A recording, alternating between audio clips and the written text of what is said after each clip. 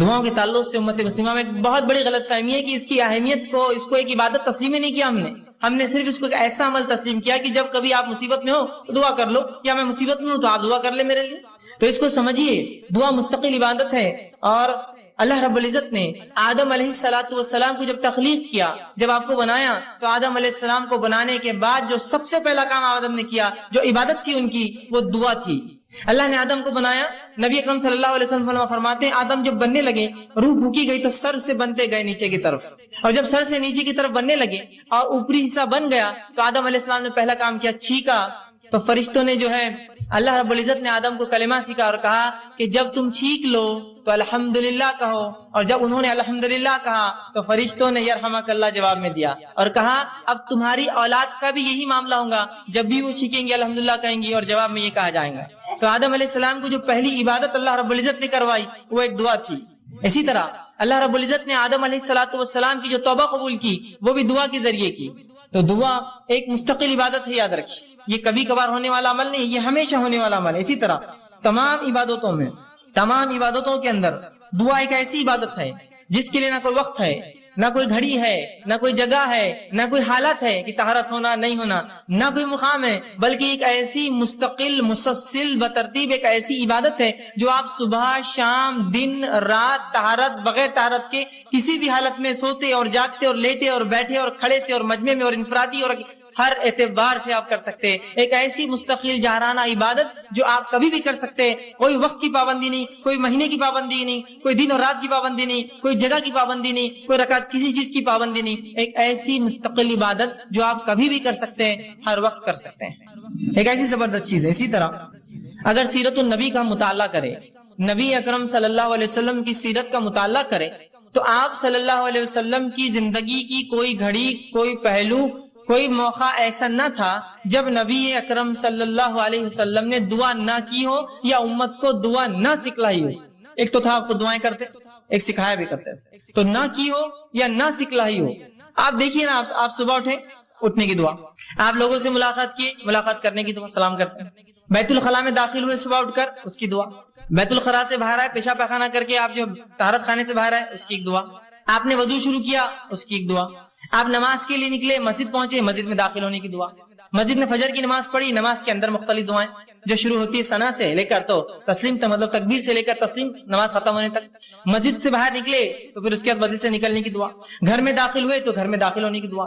گھر سے نکلے تو گھر سے نکلنے کی دعا. لباس پہنا تو لباس پہننے کی دعا. اسی طرح جو ہے نیا لباس پہنا، نیا لباس پہننے کی دعا. نئے پھل دیکھے، نئے پھل دیکھنے کی دعا. ہر چیز کی دعائیں سکھائے. سواری پہ سوار ہوئے تو اس کی ایک دعا، سواری سے اتر رہے اس کی ایک دعا، شہر میں داخل ہوئے اس کی ایک دعا، شہر سے باہر نکلے کوئی نئے اس کی ایک دعا. تو گویا صبح سے شام تک کوئی ایسا زندگی کا مرحلہ نہ ہوگا جس میں ہم دعا نہیں کرتے. حتیٰ کہ طہارت کے معاملے میں بھی دعا ہے کہ بیت الخلاء میں جا رہے اپنے جو ہے طہارت کے لیے تب بھی دعا، وہاں سے نکل رہے تب بھی دعا. حتیٰ کہ ایک انسان اپنے بیوی کے ساتھ ہو تو اس عمل سے پہلے جو اس کے لیے جائز ہے اس سے پہلے بھی دعا.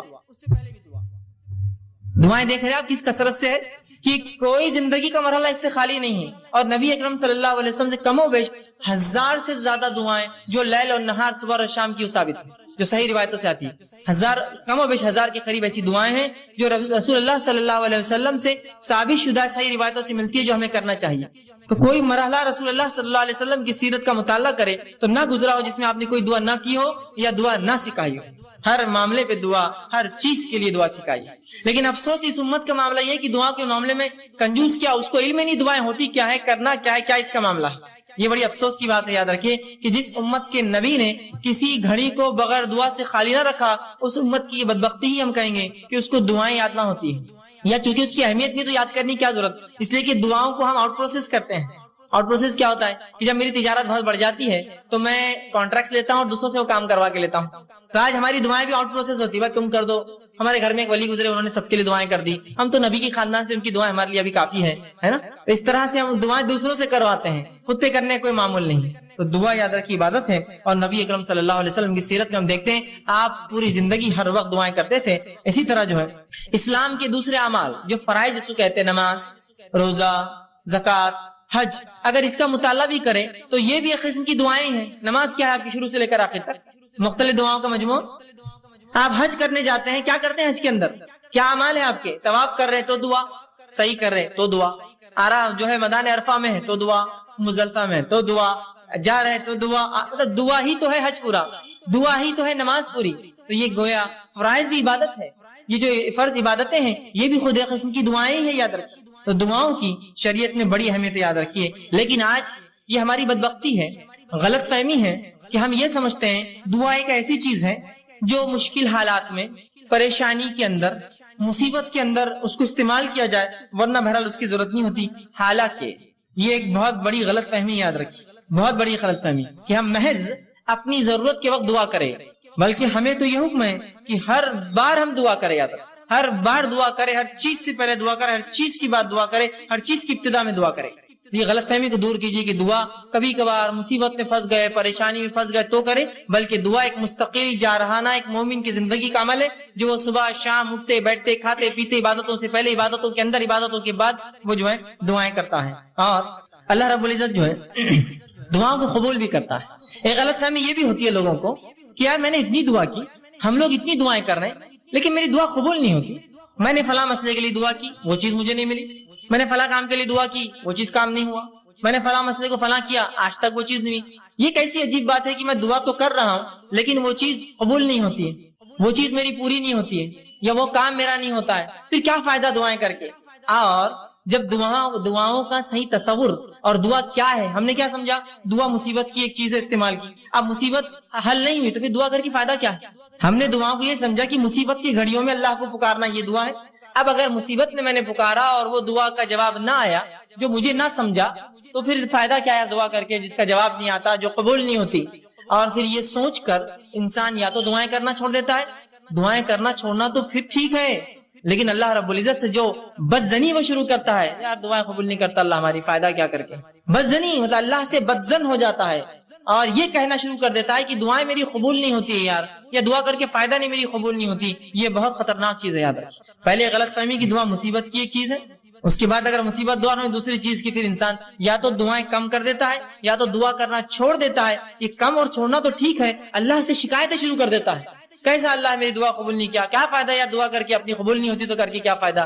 یہ سب سے خطرناک مرحلہ، یاد رکھیں. اس میں انسان پھر جو ہے اس دائرے سے نکل جاتا ہے اور اکثر لوگ اس چکر میں جا کے شرک اور کفر تک پہنچ جاتے ہیں. کیسے؟ انشاءاللہ آگے میں رکھوں گا. جبکہ اللہ رب العزت نے اپنی کتاب میں اعلان کیا کہ تم دعا کرو، میں تمہاری دعاؤں کو قبول کروں گا. جس طرح میں نے ایک آیت آپ کے سامنے خطبے میں 2 آیتیں تلاوت کی. ایک آیت سورہ غافر سورہ نمبر 40، اس کی آیت نمبر 60 میں نے تلاوت کی. اس میں اللہ فرماتا کہتا ہے وقال ربکم ادعونی استجب لکم، کہ تمہارا رب تم سے کہتا ہے، اللہ رب العزت کہتا ہے کہ تم اس سے دعا کرو، استجب لکم، میں تمہاری دعاؤں کو سنوں گا. کون کہہ رہا ہے یہ؟ اللہ کہہ رہا ہے تم دعائیں کرو اے مسلمانوں، میں تمہاری دعاؤں کو سنوں گا. استجب لکم ان الذین یستکبرون عن عبادتی، اور جو میری دعائیں نہیں کرتے، مجھ سے دعائیں نہیں مانگتے اور تکبر کی بنیاد پر نہیں مانگتے. جو اللہ فرماتا ہے یستکبرون عن عبادتی، جو دعاؤں کو نہیں کرتا تکبر کی بنیاد پہ، اور دعا عبادت ہے چونکہ یہاں لفظ ہے ان عبادتی، جو دعاؤں کی شکل میں میری عبادت نہیں کرتا تکبر کی بنیاد میں، سیدخلون جہنم داخرین، ایسے شخص کو میں جہنم کے اندر ڈال دوں گا. سمجھ رہے بات کو؟ کہ جو دعا نہیں کریں گے، تکبر کریں گے، دعا ایک عبادت ہے، تو اللہ فرما رہا ہے ایسے لوگوں کو اٹھا کر میں کہاں ڈال دوں گا؟ سیدخلون جہنم داخرین، ایسے لوگوں کو میں جہنم میں ڈال دوں گا. تو اللہ دعا سنتا ہے، نہ کرنے والوں کو جہنم میں ڈالیں گا، تو کرنے والوں کی پھر ضروری اس کے لیے لازم ہے کہ وہ جواب دے. پھر اس کے نفس پہ لازم ہے، جب وہ کہہ رہا ہے مجھ سے کرو، نہ کرو گے تو جہنم میں ڈالوں گا، تو گویا تم کرو میں قبول کروں گا.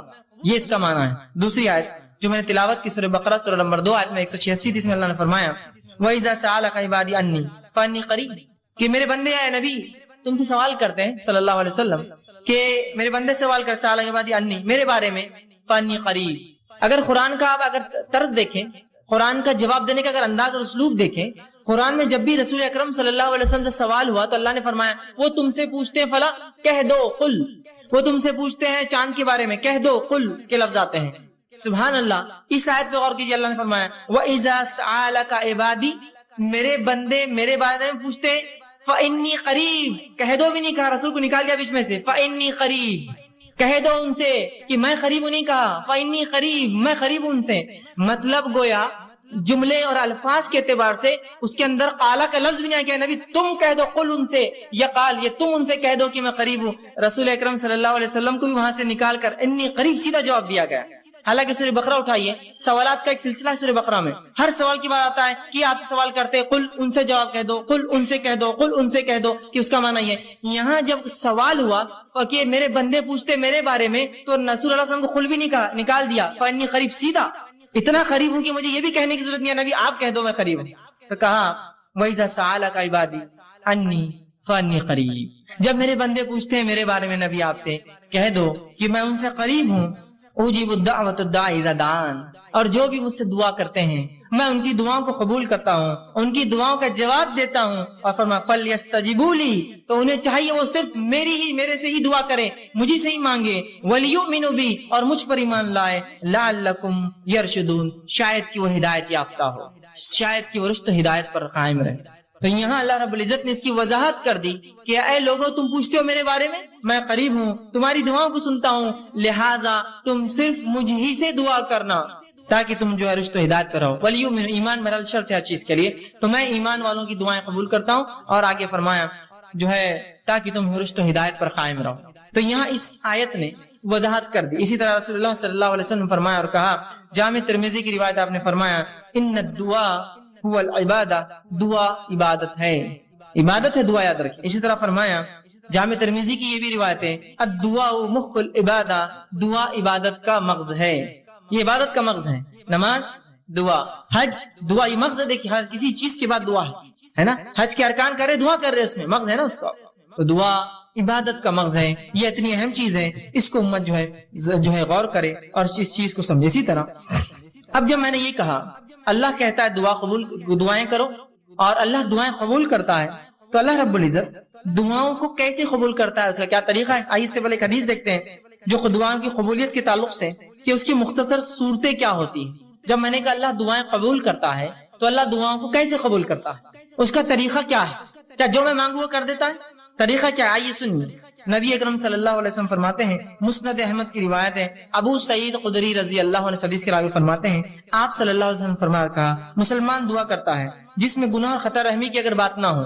ایک مسلمان اللہ سے دعا کرتا ہے جس میں گناہ کی بات نہ ہو، اللہ مجھے زنا آسان کر دے یا مجھے فلاں نہیں، گناہ کی بات نہ ہو، اور قطع رحمی رشتے توڑنے کی بات نہ ہو کہ اللہ میرا رشتہ ان سے توڑ دے میں ان سے فلاں کرتا ہوں، جس میں گناہ کی بات نہ ہو، رشتے توڑنی قطع رحمی کی بات نہ ہو، تو آپ صلی اللہ علیہ وسلم فرماتے ہیں اللہ 3 میں سے ایک ضرور عطا کرتا ہے.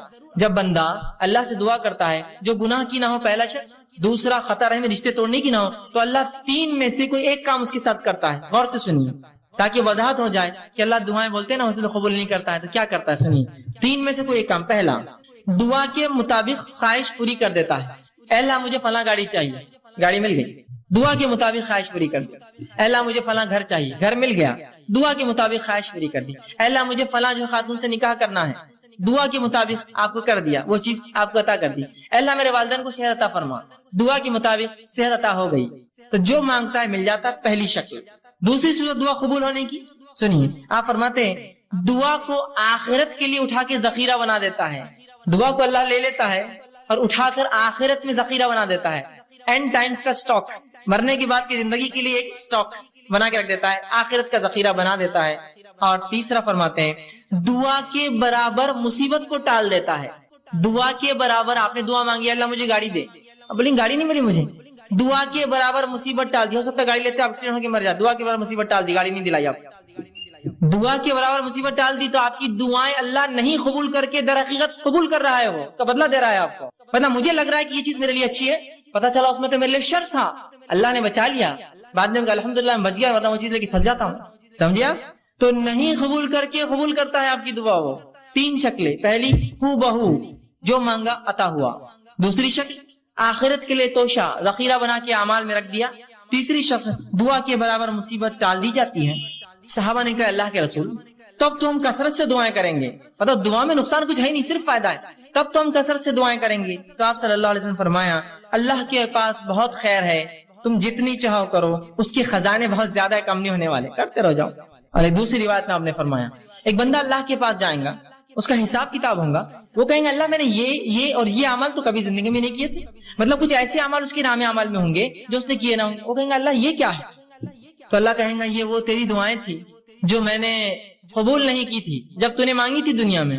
تو وہ بندہ کہیں گا کاش کہ میری اللہ کوئی دعا قبول نہ کرتا، اس لیے کہ اتنا اجر ملے گا نہیں قبول ہونے والی دعاؤں کا جسی کو امتحان. تو کہیں گا کاش ہے اللہ تو میری ایک بھی دعا قبول نہ کرتا دنیا میں، آج اس کا اجر ملتا. تو کیا ہوتا اس اجر بڑھنے سے، نام اعمال نے وزن نیکیوں کا بڑھنے سے اس کے مقامات بلند ہوتے تھے جنت میں. کہیں کاش ایک بھی دعا اللہ دنیا میں قبول نہ کیا ہوتا تو نے میری.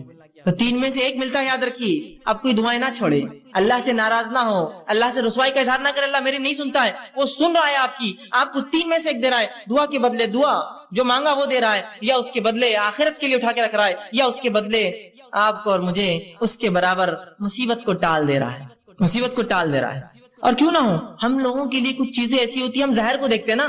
اللہ جو ہے باطن کا جاننے والا ہے، وہ زیادہ بہتر جانتا ہے کیا اچھا اور کیا نہیں. میں دعائیں مانگ رہا ہوں، اور اللہ نے قرآن میں فرمایا سورہ بقرہ میں، انسان کبھی کبھار اپنے لیے دعاؤں کی شکل میں بد دعائیں مانگتا ہے. دعائیں نہیں ہوتی، بد دعائیں مانگتا ہے. وہ قسم سے اللہ اس کو نہ قبول کر کے رحم کرتا ہے ہم پر.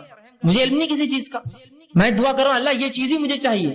دعا یوں کرنا چاہیے اللہ اس میں خیر ہو تو مجھے دے، نہیں یہ چیز ہی مجھے چاہیے. اللہ نے کہا ٹھیک ہے لے لے.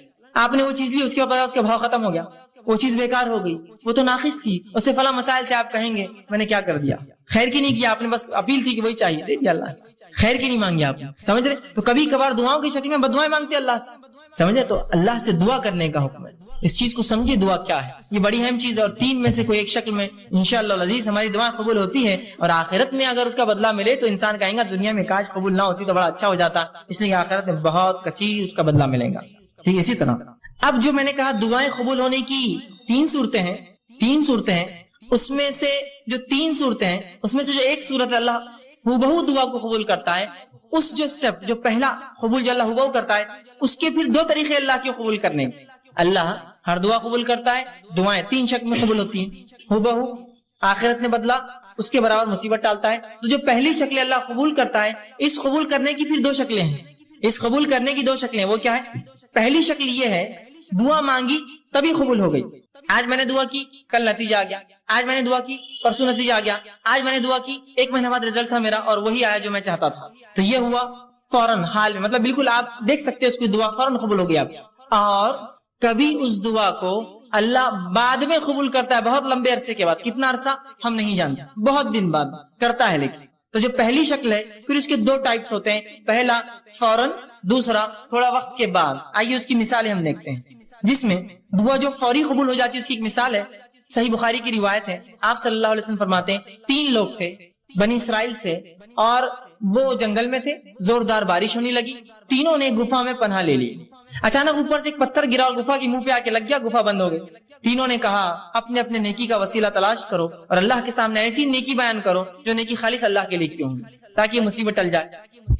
پہلے نے کہا اللہ میں نے اپنے والدین کے لیے جو ہے بکریاں چرا کر آیا تھا، والدین سو گئے، میں روز پہلے ان کو دودھ پلاتا.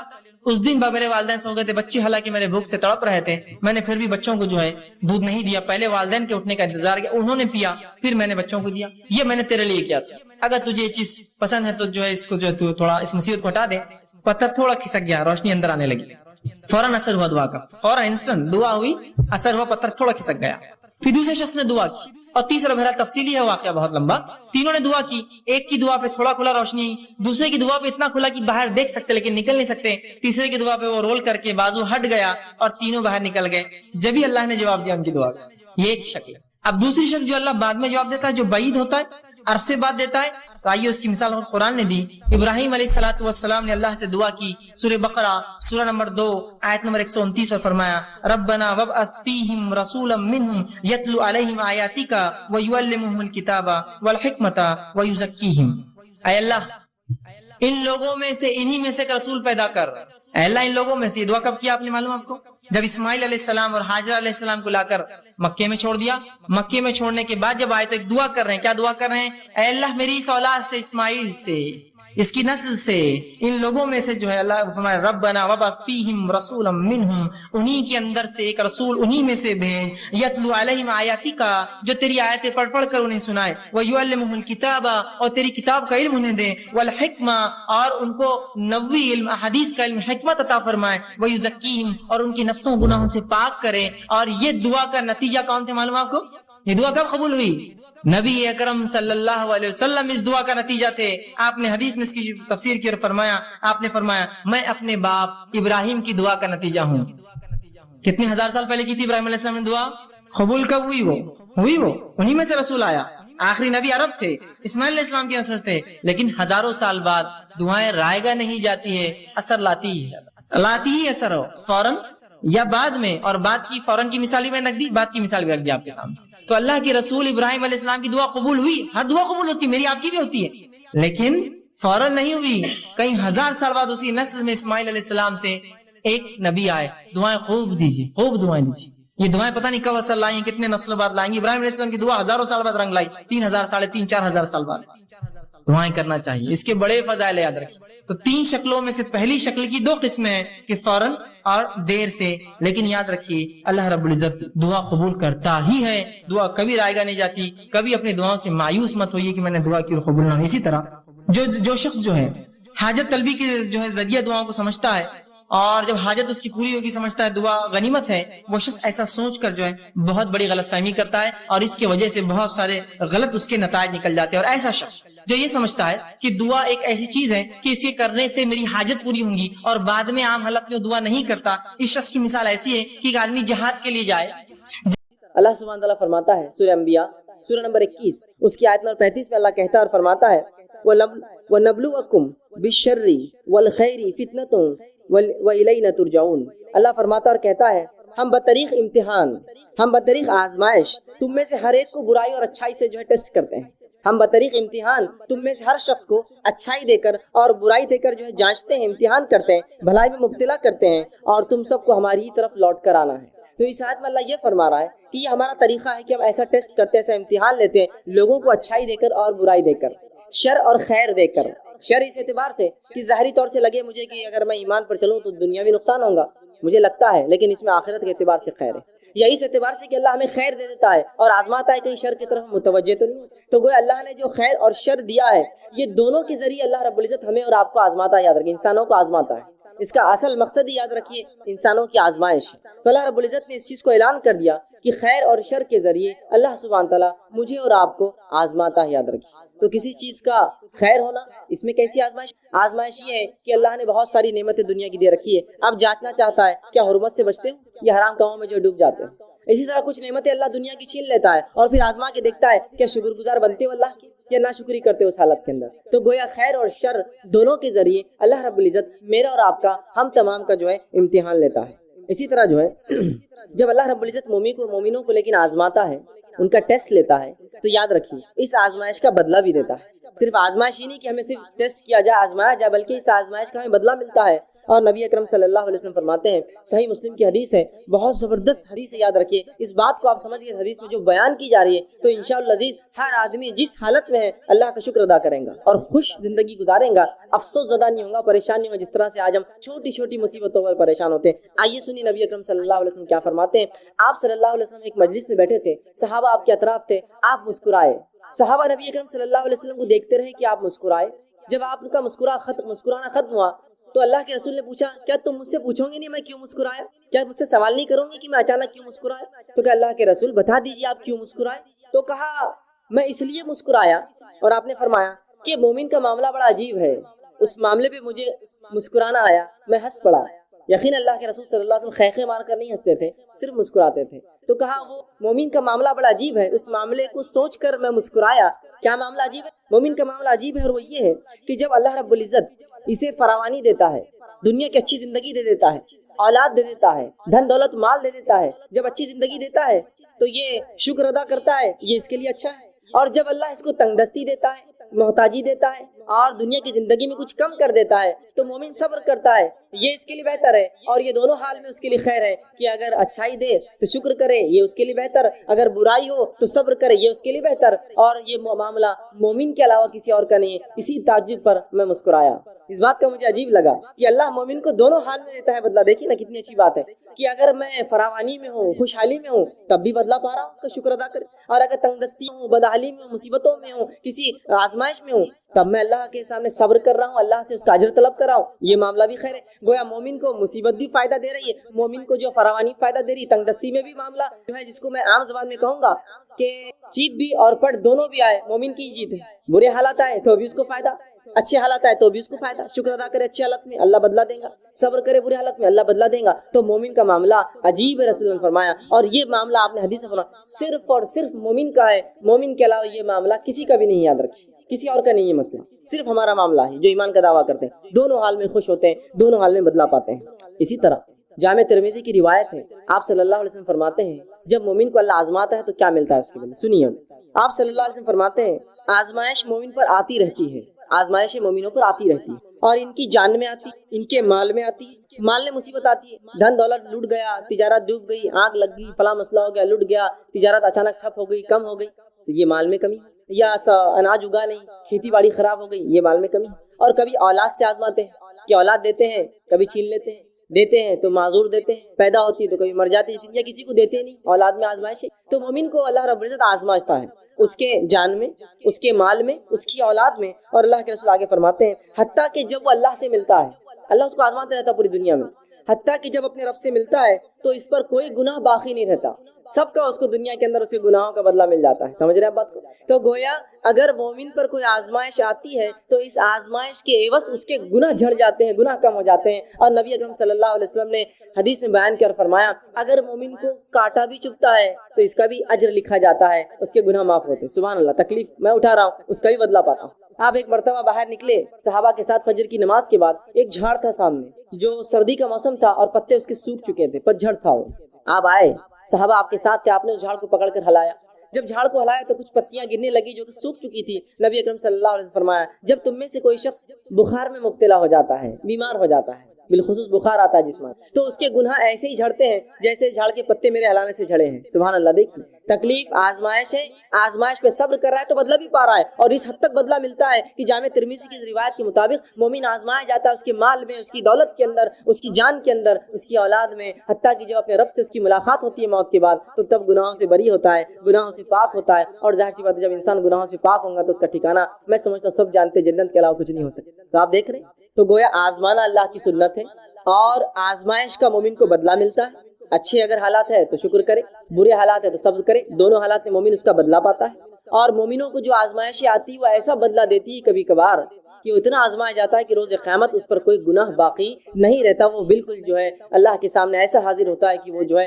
بالکل گناہوں سے پاک اور جو ہے صاف ہوتا ہے۔ تو گویا مومن پر جو بھی مصیبتیں آفتیں آتی ہیں اللہ رب العزت اس کا بدلہ بھی دیتا ہے۔ اب اللہ رب العزت کس کو آزماتا ہے یہ بات بھی اب جان لیں۔ کبھی کبھار ہوتا ہے اگر کوئی آزمائش میں مبتلا ہو جائے تو ہم کہتے ہیں ہاں بڑا بات کر رہا تھا، دین کی بڑی بات کر رہا تھا، فلاں دیکھو پھنس گئے نا، دیکھو مصیبت آئی نا۔ جب ہمارے جیسے تھے تو اچھی زندگی گزار رہے تھے، خامخواہ ایمان کی باتیں کر رہے تھے، خامخواہ اپنے آپ کو مسلمان بتا رہے تھے، تجارت بیٹھ گئی نا، معاملہ ختم ہو گیا نا، فلاں چیز ہو گئی، ان کی نظر لگ گئی، ان کی نظر پڑ گئی، یہ اب تم پہ نظر رکھ رہے، فلاں ہو رہا، یہ ہو رہا، وہ کتنے مسائل لوگ بیان کرتے ہیں۔ اب آئیے سنیے اللہ کس کو آزماتا ہے، تو اللہ رب العزت یاد رکھے صرف انہی کو آزماتا ہے جن سے وہ محبت کرتا ہے۔ یاد رکھے اللہ انہی کو آزماتا ہے جن سے وہ محبت کرتا ہے۔ اسی لیے تو صحابہ چاہتے تھے کہ جب ان کو آزمائش نہیں ہوئی تو کیوں نہیں ہوئی ہماری آزمائش، کہ بدلہ تو نہیں مل جا رہا آخرت کا، اس لیے تو سوچتے تھے، اس لیے کہ وہ جانتے تھے اللہ جن سے محبت کر آزماتا ہے۔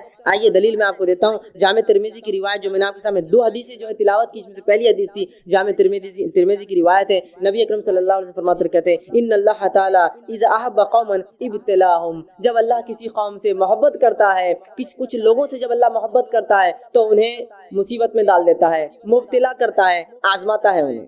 اب چاہے یہ معاملہ فرد کا بھی ہو سکتا ہے، چاہے یہ معاملہ قوم کا بھی ہو سکتا ہے، چاہے معاملہ جماعت کا ہو سکتا ہے، تو جب بھی اللہ رب العزت محبت کرتا ہے کسی قوم سے اسے آزماتا ہے، اسے مبتلا کر دیتا ہے۔ دوسری حدیث بخاری کی، صحیح بخاری کی، جس میں نبی اکرم صلی اللہ علیہ وسلم فرمایا، سنیے اس حدیث کے الفاظ کا ہے، من یرید اللہ بہ خیرا، جب اللہ کسی کے لیے بھلائی چاہتا ہے، ہم تو سمجھتے ہیں آزمائش تو برائی کی وجہ سے آتی ہے، سنیے من یرید اللہ بہ خیرا، جب اللہ کسی کو خیر دینا چاہتا ہے، اچھائی بخشنا چاہتا ہے، تصب من، اس کو مصیبت میں ڈال دیتا ہے۔ اس لیے کہ جب مومن مصیبت میں آتا ہے تو مصیبت کا اس کو بدلہ ملتا ہے، تو جب اللہ کسی مومن کے لیے خیر چاہتا ہے اسے مصیبت میں ڈال دیتا ہے، اور مصیبت میں مومن پڑھ کر اگر صبر کرتا ہے تو اس کا بدلہ پاتا ہے، اور اتنا بدلہ پاتا ہے صبر کے مطابق کہ آخرت میں جب رب کے پاس حاضر ہوں گا تو کوئی گناہ اس پہ باقی نہیں رہیں گا۔ تو اللہ جس سے ناراض ہوتا ہے ان کو تو عذاب دیتا ہے، آزماتا، آزمائش اور عذاب الگ چیز ہوتی ہے، ان کو پہ عذاب آتا ہے، زلزلے آتے ہیں، طوفان آتے ہیں، اور پتہ نہیں کیا کیا ہوتا ہے۔ لیکن جب کسی قوم کو وہ محبت کرتا ہے تو ان کو مبتلا کرتا ہے، ان کو آزماتا ہے کچھ چیزوں سے. جیسا کہ اگر میں دعویٰ کروں میں ایمان لایا تو اللہ آزماتا پھر بیماری دے کر. کئی بیماری میں شرک تو نہیں کرتا ہے یہ تو دعویٰ کیا مجھ پر توحید کا، ایک اللہ کو ماننے کا. اب بیماری دو، اس کو دیکھتے ہیں شرک کرتا ہے کیا. اولاد مت دو، اس کو دیکھتے ہیں یہ کسی اور کے در پر تو نہیں جاتا اور جھکتا ہے. چلو آزماؤ. اب اس نے دعویٰ کیا نا ایمان کا. تو یہ ابتلا، مبتلا، یہ آزمائش ہے. وہ عذاب ہوتا ہے جس میں لوگ ہلاک اور برباد ہو جاتے ہیں. تو یہاں اللہ کے رسول نے بیان کر دیا کہ نبی اکرم صلی اللہ علیہ وسلم نے بیان کر دیا کہ جن لوگوں کو اللہ محبت کرتا ہے انہی کو ابتلا کرتا ہے، انہی کو جو ہے مصیبت دیتا ہے.